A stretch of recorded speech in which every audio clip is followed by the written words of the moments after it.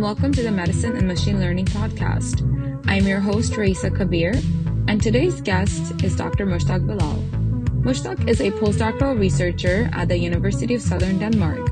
He earned his PhD in comparative literature from Binghamton University. He works on simplifying the process of academic writing and writes about ethical use of artificial intelligence for academic purposes. In this interview, we talk about how medical students and academic writers can utilize ChatGPT and other AI tools efficiently in their writing process. We also chat about addressing the barriers in academic writing and some ethical considerations of using AI-powered apps. I learned a lot and will certainly be using some of Mushtaq's tips in my own writing. I hope you enjoyed this episode.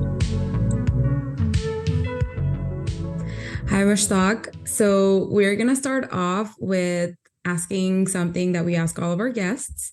Can you tell us about your path and how you eventually came to the intersection of academic writing and AI? Yeah, thank you for having me, Raisa.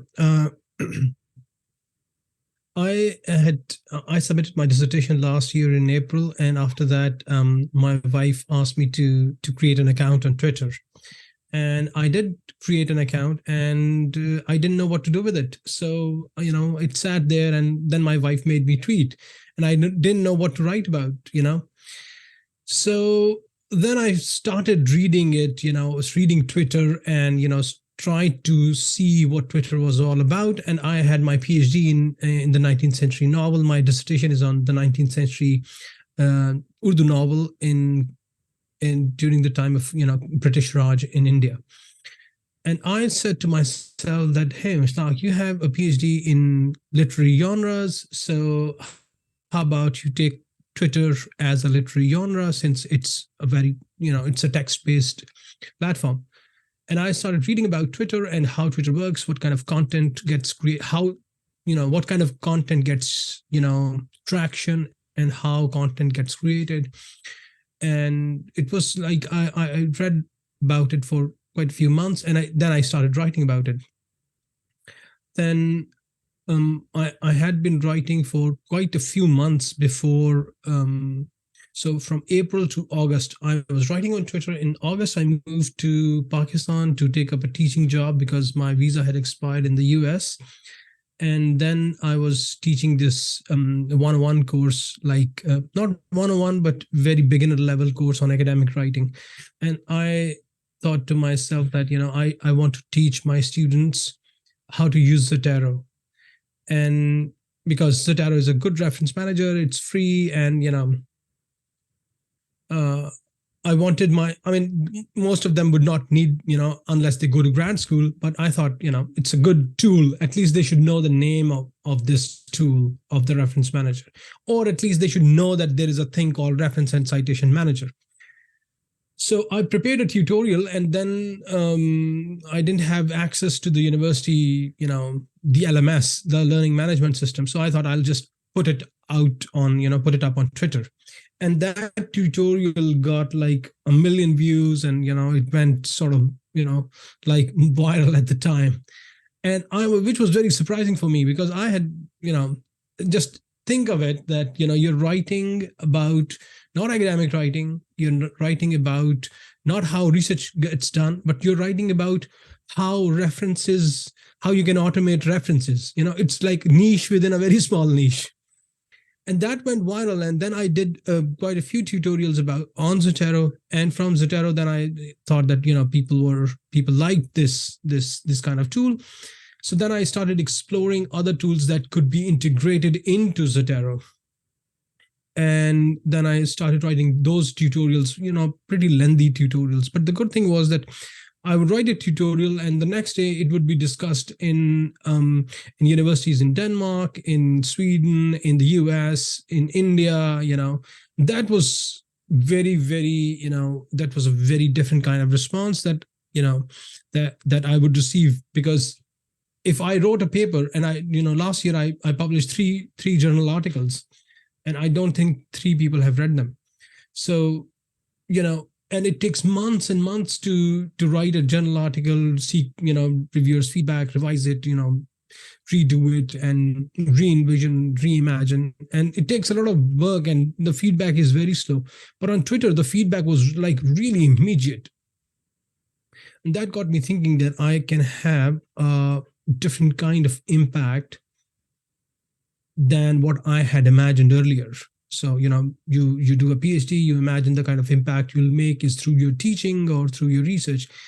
And that one thread was quite a bit of an eye opener. And so that's how I became interested in these, intersection of AI and academic writing, because I started writing about apps that could be integrated with Zotero. And then that's how I started exploring these apps, some of which are AI powered. And then in February, I wrote a thread on how to use ChatGPT. So by then, ChatGPT was all the rage, and it still is. So a lot of people were worried about or thinking about how to use ChatGPT, what to do with it. And I wrote a thread on, I think it was the first week of February when I wrote a thread on how to use ChatGPT, not to create content, but to create structure. So that thread went, again, that was like massively viral thread, like 7 million views. And, and then that got me thinking that, there is a lot of interest in using this tool, but not a lot of people, and especially not a lot of academics, know how to best use it and what are the limitations of this tool. And since then, once you start writing about something like this, then you don't have to, you have to go and look for content. But when something is this, when people are so much interested in something, people tell you what to write about. So then, that's how I ended up here, and that's how we are talking. That is really cool. There are so many nuggets that you dropped there, like using ChatGPT for like organization versus content, which we will circle back when we go to the ethics part of our discussion. But I wanted to gear this interview towards audience, academic writers, medical students that potentially can utilize AI for some of the things that you were talking about, right? Like using Zotero, for example, you were saying in the initial days for automating reference citations. I honestly didn't know that until you mentioned it today. So I'm going to check that out after this interview. So looking back at your career a little bit, it looks like you currently have like a workshop or tutorial geared towards becoming an efficient academic writer. And we can talk more about that at the end. Sure. But before that, could you please give us a brief overview on how to even get started on using the AI apps that we have at our disposal? Sorry, could you repeat that? How do I, or how does anybody? How does anybody? And I am thinking more so, honestly, about myself as a medical student. I mean, if you look at my Twitter bio, or if you go to my LinkedIn, you'll see that, the first sentence that I have in my bio is that I simplify the process of academic writing. And there is no way for me to emphasize the word process here on LinkedIn or Twitter, but, at least it's emphasized in my mind. And if you look at my Twitter feed or my LinkedIn posts, I do a lot of threads. I mean, I think all of my work is on the process. I'm really, I'm very invested in the process of how writing gets done. I'm not interested in the kind of product gets made, because this is my this is my firm belief that product is inevitable. If you know the process, the product is inevitable. You don't have to worry about the product. So, for example, the process is that you took an admission into a graduate program, into a PhD program, and the PhD program is making you undergo a certain process. And the program has complete faith in itself, and the program has complete faith in itself that at the end of the program, Raisa will have sufficient knowledge to be called, a PhD in, XYZ. Yeah. So the program doesn't worry about the product. The program worries about how many years you have to take graduate courses, how many, you have to take, comprehensive exams. this is a process that you have to go through. And now you can be like, hey, I'm very smart, I can do this in 1 year. The grad school will say, well, you're very smart, but you still have to go through these many number of years, because there is a method to the madness. You have to undergo that kind of, I don't want to say grind, but you have to undergo that process. And this is really important, because if you have a good, decent understanding of the process of writing, then you can choose which tools to automate that part of the process. So, for example, I started writing on Twitter because I read somewhere on Twitter by one of these writers, social media, social content writers. So he said that pick a skill, pick a thing that you are good at, and start writing about it. And during my graduate program, I had taken a lot of writing workshops. I would take any chance that I would get, and I took dissertation boot camps. And there we had this teacher, instructor Robert Danberg, and he had done his PhD in the pedagogy of writing. So he would tell us that he would explain the process, and then I would read a lot of books on the process by writers like Paul Sylvia and Joanne Bolker and a bunch of others. So if you have a decent understanding of the writing process, now how do we have a decent understanding of the writing process? One of the ways we can do this, or one of the ways of going about it, is to read the writing routines of other writers. So, for example, somebody like, let me think of somebody like Peter Albo. Peter Albo is a university teacher, and he used to teach at University of Massachusetts Amherst. So he says there is this technique called free writing or zero drafting. So you don't start writing your first draft, which usually everybody does. They start writing and then they're like, oh, this is going to be my first draft. And he said that instead of doing first drafts, why don't we start with a zero draft or free writing? So free writing is an exercise where you start writing without paying attention to the grammar, spelling, punctuation, organization, structure, anything. You just start putting words on the screen. Yeah. Your aim is to put as many words as possible on the screen or on the page. And the idea of the zero draft is doing a zero draft is to process your thoughts. It's because you have thoughts, you have things to say, but those things have to be distilled into prose, into readable prose. And there are like several steps and stages to this distillation. Like you will distill alcohol, or you will make a beer, or wine. So there are different stages, and if you can't really you can speed up the process, but you still have to follow the process. You can't skip a step. So free writing is something that I'm a big fan of, and I always do an exercise whenever I run a workshop. So you set a timer for like 25 minutes, and then you free write for without worrying about punctuation or grammar, and then you have a large mass of words, like 3,000 words. And then the next stage is to clean it up, or you have to do this for several weeks, and then you'll have like hundreds of pages of zero drafts, out of which not everything would be useful, but some of it will be useful. And so cleaning it up is like you read them again. This is useful to read your own thoughts. But when ChatGPT came along, I thought that this stage of the process, of the writing process, can be automated. This labor, this academic labor, could be outsourced to ChatGPT, and that's why I've written it several times on Twitter and LinkedIn that don't outsource your thinking to ChatGPT, but outsource your labor. Yeah. So if you have a large mass of text, say you have like 1,000 words of zero draft with no structure, nothing, no punctuation, and I've done this exercise myself, and I do this exercise in my workshops.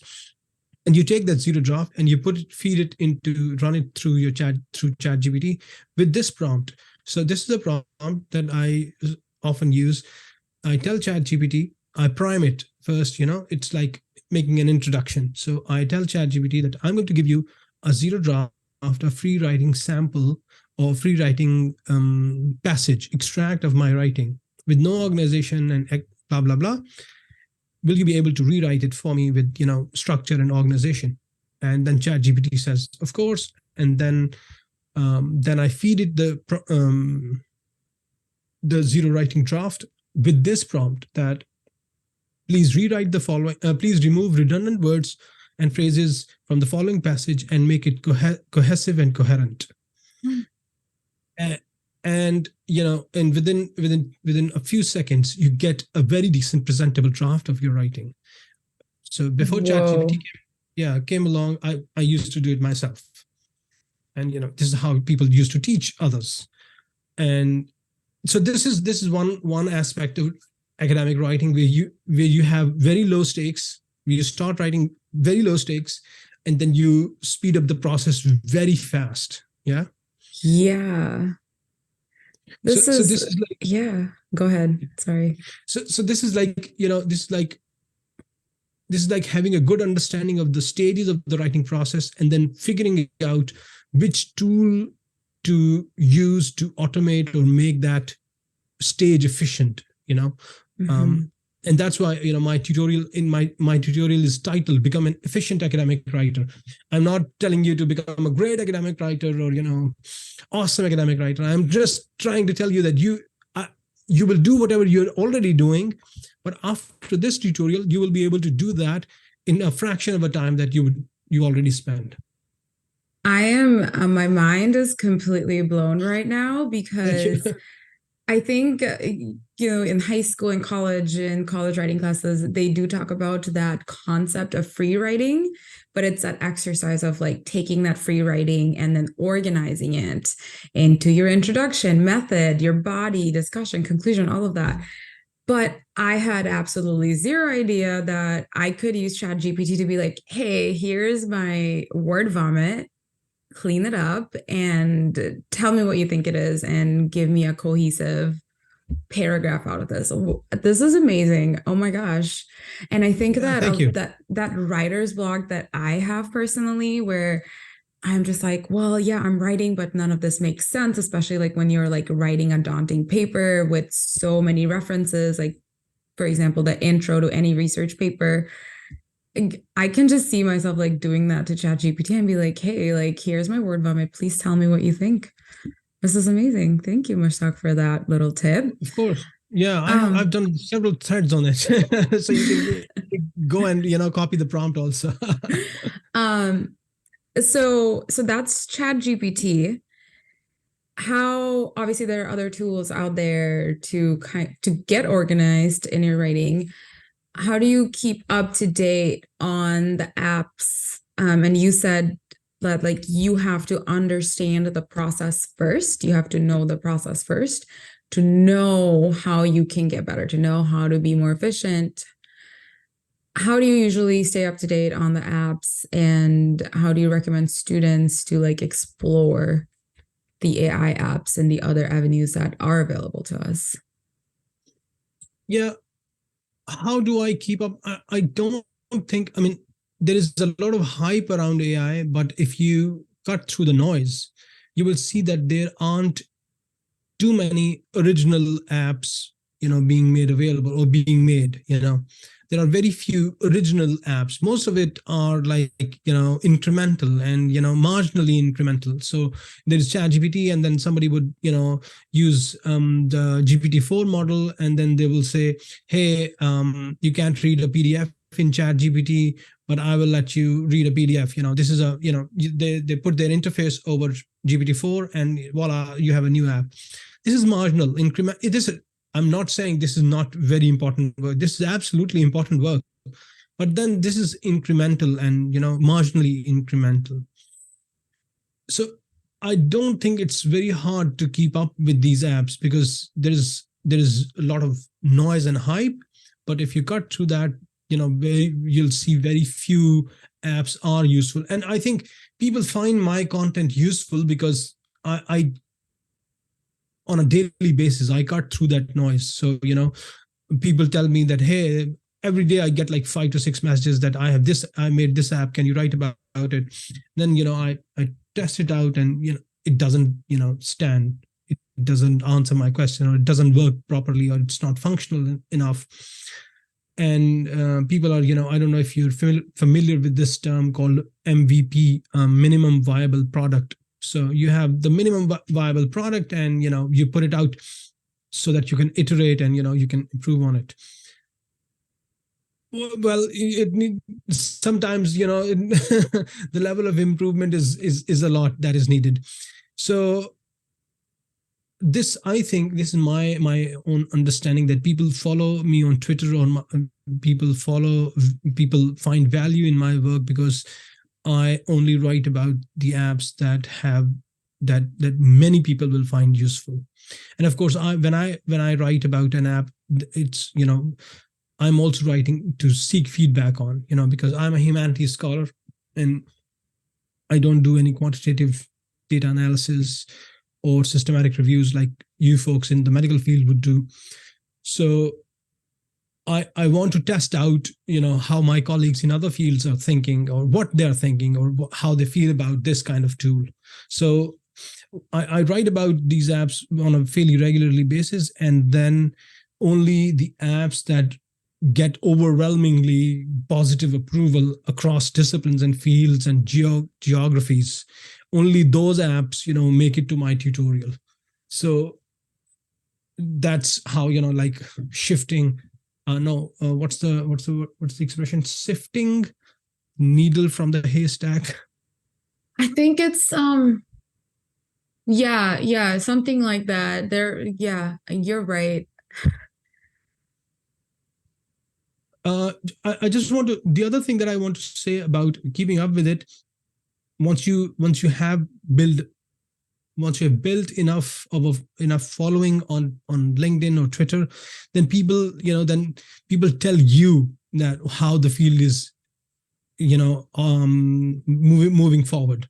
People will get in touch with you because they're like, hey, you write about it a lot, and you seek a lot of feedback from people. So could you write about it so that we can seek feedback? And I do that. Like yesterday, yesterday I wrote about Audamic, and this audio app that you also mentioned. So this is one way of seeking feedback and helping colleagues who are making these apps to iterate. Yeah, thank you for doing the work of sifting through all of the apps for us, so we know what's currently useful. On that note, you mentioned Audamic, which is, if I understand it correctly, can be useful for people who have dyslexia, so that you are basically listening to the paper instead of reading it visually. What about some other barriers to academic writing that you currently see that can be potentially overcome by using AI-powered apps like Audamic, or do you know of any existing ones currently other than Audamic? Yeah, I mean, the idea of biases in academic writing goes beyond AI-powered apps, beyond artificial intelligence. The biases are there because the biases have been baked into those systems. It's not, the biases don't exist in isolation. So those biases, I don't think those biases could be undone using an AI-powered app, or they will, or an artificial intelligence can do, drastically something different, or artificial intelligence could do something drastically new. I'm not sure of that in terms of democratizing the field, or leveling the playing field, so to speak. But I say this because I have worked in during my PhD, and after that I worked with an academic journal as an editor, and the problems are and there are problems of access, first of all. So the access to academic resources is gated. You have to jump through hoops to get a grant or get an admission in a university, and only then will you be able to work on a certain project, or only then will you be able to get trained enough to create scholarship. Yeah. Had I stayed in, I was in Pakistan in 2014. I had taken admission into a PhD program at a Pakistani university, and I didn't like the program because it was not rigorous enough, not interesting enough, and I dropped out. Because I thought that I'll go and I'll apply for a grant and go to the US and do a PhD from there.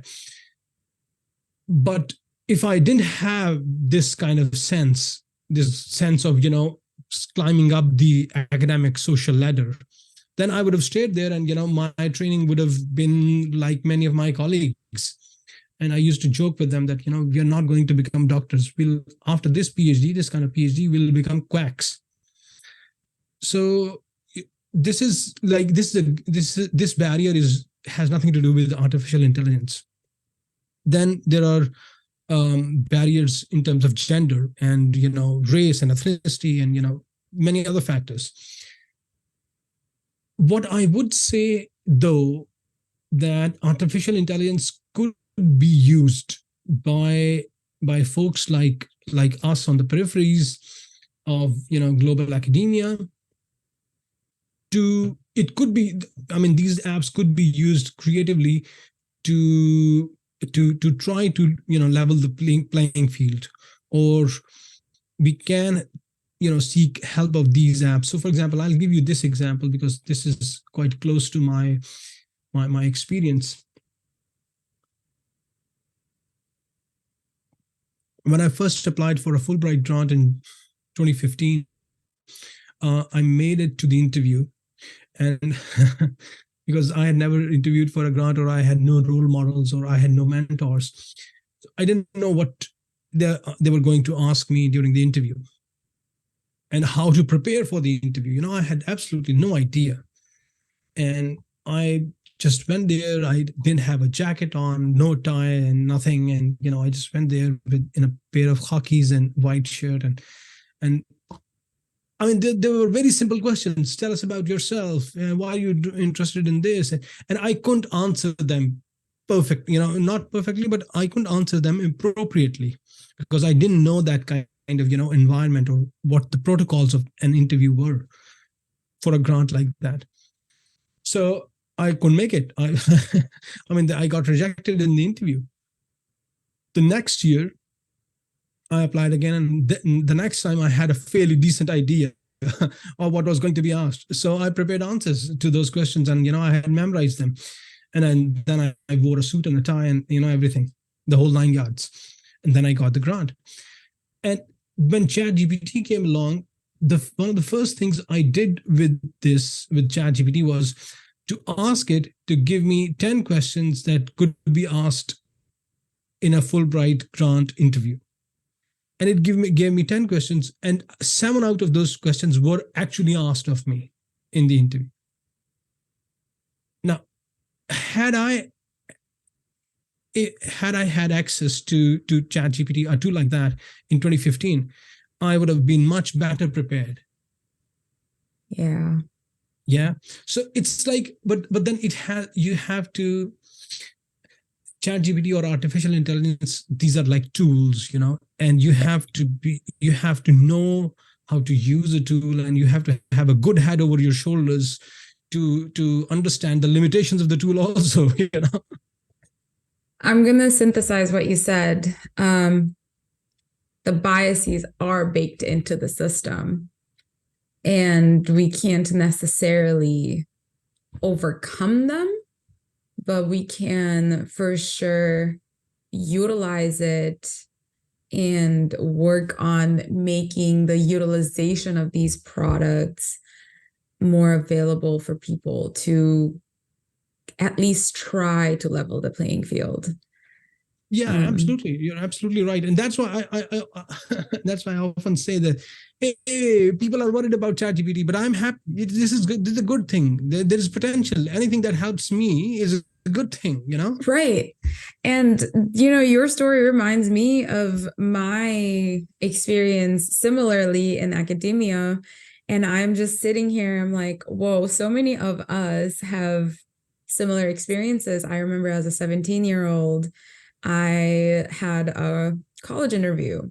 I applied to this university, and at this point, I'm a first generation immigrant, and I knew of Ivy League universities, and obviously like that was a goal, like a dream to like attend one.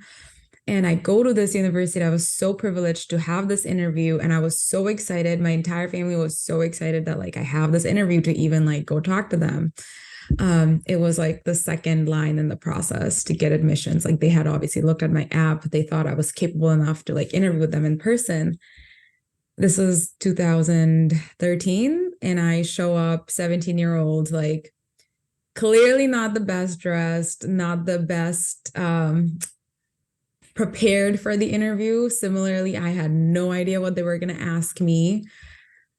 I went and just it was just myself, and they were like, oh, what do you want to do here? Blah, blah, blah, all like standard questions. And at that point, I didn't have another mentor or role model who had faced a similar situation and could tell me what to expect in a university interview like that. Yeah, I Googled and went to Student Doctors Network and read it, but that's not the same. There, people usually are venting, and you're not getting like helpful interview tips, I guess. I mean, you can, but yeah, that your experience reminded me, like it transported me back to that feeling of being like, whoa, I am here and I'm looking around and I'm clearly not prepared for this.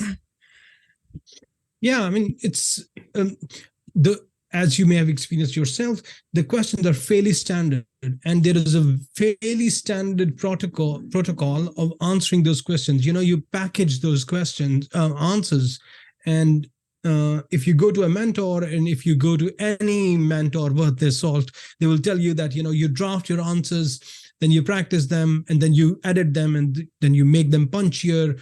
You delete any words that don't roll off your tongue easily. These are all very important things, but this is like the hidden curriculum of academia. And so I'll give you an example. Now, imagine you have a daughter or you have a son. I have a son who's going to be 14. The first time I went outside of Pakistan was when I was 18. I was 20 years old, and I was in the Naval Academy, and they took us out for a visit to Turkey. After that, I went out of Pakistan when I won the Fulbright grant to go to Binghamton University. And then I came to Denmark. When I went to the US, my son was 8. Now, look at his worldview and look at my worldview. When he was 8, he grew up in the US for 5 years. He has a fairly good understanding of how racist the US society is, because he was called the N-word a lot of times, like on a daily basis. This is important cultural knowledge, this is very important cultural knowledge that I don't have, or I had through my son. Yeah. And then he went to a public school in the US. Then he moved around with us, went to different parts of upstate New York because he did comparative swimming. Then he made friends with like dozens of nationalities. And his worldview, imagine the kind of worldview he has. And then he came to Denmark, and now he goes to a European, a British, a private English medium school. Yeah. Because he doesn't understand Danish, and the whole curriculum was in Danish in a public school. Now imagine this kind of well-traveled, rich background with both of the parents. My wife was a lecturer in Pakistan. I have a PhD. And now imagine his worldview, and imagine my worldview when my father was a high school graduate, both my father and mother. So, there is this, first generation, second generation, the difference is very real. And it doesn't feel real unless you experience it yourself. Yeah, absolutely. Oh my gosh, I could go on and on and on about it. This hits so close to my home. And you also mentioned, the hidden curriculum of academia. And I think the more I continue to be in academic spaces and research in medicine, this is why I value mentorship and talking to individuals like you so much, because I think it just brings so much visibility to, like you said, the hidden curriculum. It kind of helps people like us, minoritized and marginalized populations, to take advantage of the tools out there. This is amazing. Thank you for this conversation. Of course, absolutely. And I was, the other day, I wrote a paper on, not a paper, a thread on a systematic review, because somebody had asked me, a colleague works on an app that is meant for systematic review. And they reached out to me and he said that, we are doing this major overhaul and we would like your feedback. And, people want a fresh set of eyes. So I said, I'd be happy to do that. But then I realized that I have absolutely no idea what a systematic review is. So I went and I downloaded an article and I read that. And then I thought that, okay, let me experiment with it. So I ran, I took notes in Zotero and then I ran those notes through ChatGPT to synthesize. And I didn't use ChatGPT's, recommendations, because I write my threads myself, and I'm very, I have a very strict sort of, writing structure. And ChatGPT doesn't follow that, so that doesn't gel with me. Anyway, so I put up the thread and I said that, I'm a literary scholar. I don't know much about this, but I learned about it, and below is what I learned. And a lot of medical librarians, they got really pissed. They said, why are you writing this? I mean, this is so outdated. And they really took the thread to town. And in one of the comments, a librarian said that there were two people talking to each other in tweets. And one of them said, this dude fills up my timeline with self-promotion. And I replied to that. I don't usually engage with the hateful comments, but if I see a disagreement and I see that, my voice is missing from the conversation that I started, then I go and, chime in. So I told that person, I said that I'm a first generation scholar of color from a working class family from a third world country. And you're judging me for promoting myself. Thing is, if I don't promote myself, nobody else will. And if you don't promote yourself, other people like you won't see themselves that they could be like you one day. Yeah, absolutely. I mean, it's like to have somebody that, you could, this is a really big luxury to have a role model that after which you can, model your career path. You may even deviate from that path, but at least having somebody to look up to means a lot. It means a lot. Yeah, absolutely. So that doesn't work for folks like us. Yeah, an advisor once said, you can be what you can't see, which is why a lot of first generation paths are hard, because you're kind of walking on a path that hasn't been lit before you, like people like you before.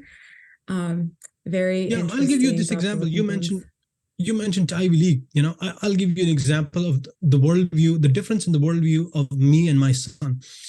In 2019, I went to Harvard because I went to attend a summer program at Harvard Institute for World Literature.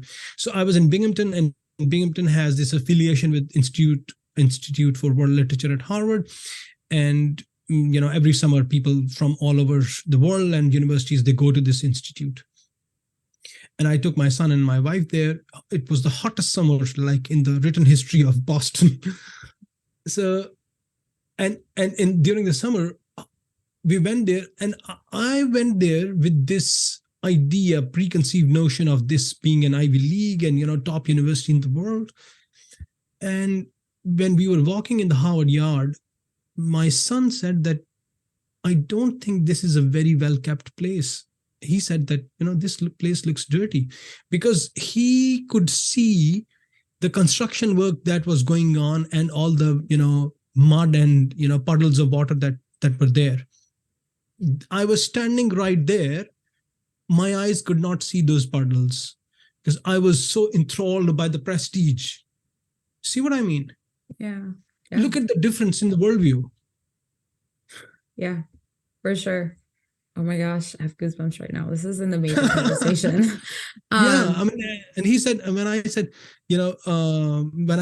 you should aim for going to Harvard, and then he said, yeah, okay, I'll think about it. That wasn't an option for me. Yeah, see the kind of nonchalance. Yeah, that nonchalance was not an option for sure. Moving forward, what are some ethical issues or implications that you see or that you're potentially concerned about using these apps? We mentioned earlier in the conversation about using it for not content, but organization, which is obviously very different than copy pasting, than synthesizing something that like doesn't mesh with your voice, mesh with your writing voice. Yeah, anything that you see in the horizon as far as like ethical issues go? Yeah, I mean, my personal take on ethical or ethicality or ethics is that ethics is something, we live in a capitalist world, and ethics is something that you afford. You have to be able to afford ethics. I can afford ethics now because I live in the first world and I get decently paid. I can afford ethics. And by ethics, I mean that if somebody were to tell me that, Mushtaq, don't download this book because it is from a pirated site, and I would say that, yeah, that's a good idea. I will not download from here, and I will actually go and buy because I want to support the author. That's an option for me because, I can buy and I have the power to buy also, the money to buy. But I remember it very clearly, vividly. 10 years ago, I was in Pakistan. I didn't have money to afford to be this ethical, and I didn't have, even if I did have money, there was no way for me to buy because the book was not available anywhere around me. So you order it, overseas. So, and if somebody told me that, Mushtaq, there's a website where you can get pirated books, I would go and I used, and I did, and like hundreds of thousands of, scholars in the global South. So the ethics is something that you and I decide together, or the society decides together.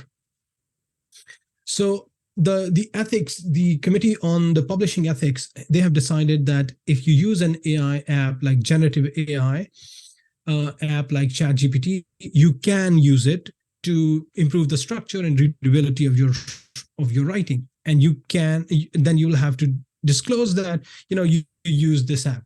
Yeah, but the only limitation they've imposed upon this usage is that you cannot say that this paper is written by Mushtaq Bilal and ChatGPT. ChatGPT cannot be your co-author. That's because ChatGPT doesn't have a presence that could be held accountable. So a large language model cannot be held accountable, cannot be sued, for example. So, or cannot be, if it gets sued, it can't pay, So that's the kind of limitation. Whereas if I were to get sued, I will have to, appear in a court of law, undergo the procedure.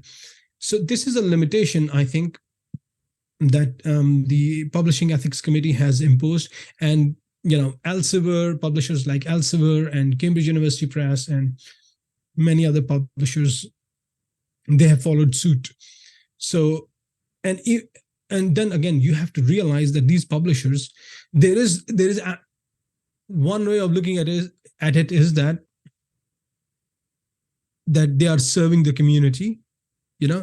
If you go like really into the Protestant roots of capitalism, so you could say that the publishers are serving the community, the scientific community, and that's why we're getting paid. But you and I and everybody's aunt knows that publishers are not just serving the community, they're making a lot of money also. So it's not so much as serving the community, so much as exploiting the community. Yeah. So the ethics, the debate here is that publishers would do whatever will maximize their profit margins. Yeah, absolutely. So the ethics is not, the debate around ethics is not as innocent or as simple as it may seem, that hey, we talk about generative AI, usage of generative AI is unethical. What is unethical? What is ethical then? Harvard openly admits that it prefers legacy students. So is that ethical? I mean, how is that ethical? How is that, democratic? It isn't, but, this is the kind of world we live in. So the debate around ethics of it, I don't find it like, I mean, my PhD is in comparative literature, and I did my dissertation is on the kind of community that got imagined, in and through the Urdu novel. And I very deeply invested in the debate about ethics and morality, especially in the colonial context. But it's not simple, So it's more than what you had ordered. Now I'm realizing that your question may not have, foreseen this kind of dimension. No. And that's why, and that's why I get a little wary of these simplistic, takes on that publishers and, writing teachers offer, that, we don't want students to cheat. Yeah, well, to my mind, a student's cheating is not unethical. To my mind, to me, what is unethical is to force somebody to learn something that they don't want to. This is a highly unethical thing to do. But why do we do that? So the schools, I mean, my son doesn't want to learn writing, for example. But I'm like, no, your dad has a PhD in literature. You have to learn writing. Why? This is no ethics. Yeah, you brought up a really good point. Number one, couple good points there. You have to afford ethics. Not everybody has the privilege to afford ethics. I definitely think that the question, when I prepped the question, I was thinking more in the lines of, there's a lot of, journalism and talks with headlines about ChatGPT, potentially students using it to plagiarize their college papers. My brother, who's in high school, talks about kids using it for like their AP language papers. And there are like now tools that can go and give teachers indications about if the piece was written by an algorithm.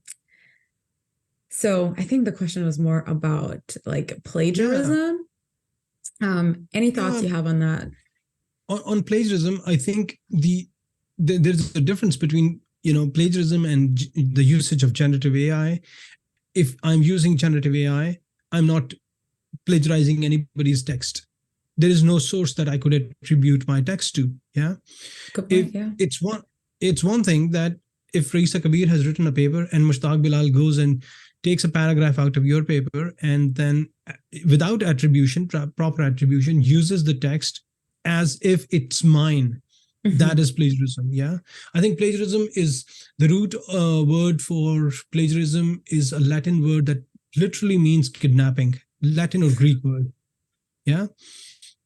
Kidnapping or stealing. So this is stealing. This is kidnapping somebody else's work and, using it as your own. This is plagiarism, of course. But large language model like ChatGPT has immense amount of text. So who should I attribute it to? Now that's a question. So that I don't think is plagiarism. But what I would say, what I'm not interested in this part of the conversation. What I'm interested in is something that goes deeper than this. I'm interested in knowing why is there such a huge demand among students to find a shortcut like ChatGPT. Why is that? That demand is there because the way we teach writing is I don't like the way we teach writing. And then, so think of it this way. Not every student in your high school would go and play ice hockey or football or rugby or baseball. Yeah. But every student will be made to write the 5-paragraph essay. Why? See what I mean? So not every student in your high school went to the band. Not everybody played the saxophone. Not everybody played the drums or sang in the choir, but everybody is made to do the writing. That, I think, is the fundamental problem. Students should have a basic understanding of writing because, they should be able to do the transactions in the bank. They should be able to live like a productive citizen in the society. That's understandable. But not every student has to go and read Hamlet or Shakespeare. Why? I mean, this is madness. I have a PhD in literature. I think all of the AP language, AP Lit students right now, all of the English students from every corner of the world is agreeing with you right now. Like, why do we have to learn this? But no, makes sense. It makes sense. Like, I think the writing process in itself can be so mystical, can be so hard. There's so many analogies of writing the 5-paragraph essay that I'm traumatized by forever. Like the burger, you put the bun, you put the lettuce. Like, what? How is a burger related to me writing this essay? Yeah, for sure. Like it's definitely it's a mystical process. And I think that's what students find daunting. And that's also what I find daunting. Here is something. You were interested in talking to me and doing this podcast. Yeah. Because you wanted to. This is something that nobody's making you. You want to do this, and then you made time, prepared a question, you wrote it yourself, you scheduled it. There's a lot of work that has gone into it, into this meeting that we are having it. And nobody's making you do it. Why are you doing this? Because you see the value in having a conversation like this. And if we show the students that there is a value in doing such kind of writing, some people will genuinely want to learn writing. Yeah. If I tell somebody that, hey, you learn writing, I sometimes I write about it, that learn to write a simple declarative sentence and you can make $1,000, $100,000 a year.